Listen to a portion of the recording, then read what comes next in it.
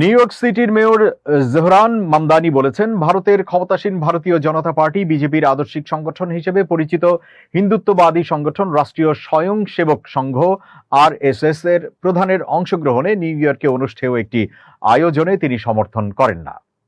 RSS এর প্রধান মোহন ভাগবত আগামী শনিবার ম্যানহাটনে একটি অনুষ্ঠানে বক্তব্য দেওয়ার কথা রয়েছে। আয়োজকদের ওয়েবসাইটে এই তথ্য জানানো হয়েছে। অনুষ্ঠানটি বাতিল করা উচিত কিনা এমন প্রশ্নের জবাবে মামদানি বলেন, আমি এই সমাবেশকে সমর্থন করি না, তবে এটি একটি বেসরকারি অনুষ্ঠান হওয়ায় তা বাতিল করার এখতিয়ার নগর কর্তৃপক্ষের আছে কিনা সে বিষয়ে আমি নিশ্চিত নই।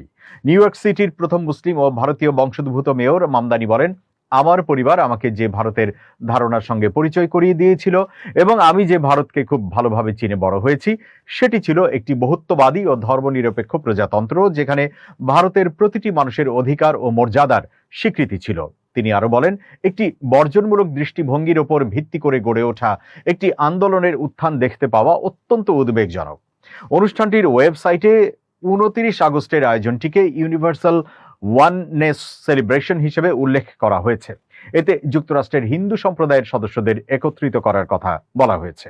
American Hindus for engagement and dialogue নামের সংগঠনটি অনুষ্ঠানটির আয়োজক। তাদের দাবি, বেশ কয়েকটি হিন্দু আমেরিকান সংগঠন এই আয়োজনকে সমর্থন করছে। পারস্পরিক ঐতিহ্য ও আন্তঃধর্মীয় ঐক্য তুলে ধরাই অনুষ্ঠানের লক্ষ্য। তবে মোহন ভাগবতের উপস্থিতি এবং আরএসএস এর অতীত কর্মকাণ্ডের কারণে নিউ ইয়র্কের বেশ কয়েকটি স্থানীয় সংগঠন এর সমালোচনা করেছে। ভারতের প্রধানমন্ত্রী নরেন্দ্র মোদীর নেতৃত্বাধীন বিজেপির আদর্শিক ভিত্তি হিসেবে পরিচিত প্রভাবশালী হিন্দু সংগঠন আরএসএস সংগঠনটি মে মাসে জানিয়েছিল, তাদের বিরুদ্ধে আধা সামরিক বাহিনী এবং সংখ্যালঘুদের উপর হামলা জড়িত থাকার যে ধারণা রয়েছে তা দূর করতে তারা যুক্তরাষ্ট্র সহ বিভিন্ন দেশে সফরের আয়োজন করেছে।